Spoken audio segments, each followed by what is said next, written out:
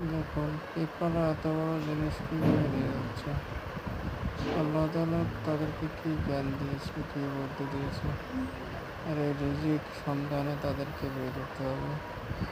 এত বড় খাদ্য তাদের বাসাতে কীভাবে ঢোকাবে, তারা রাখবে আর কীভাবে চালিয়ে নিয়ে যাচ্ছে।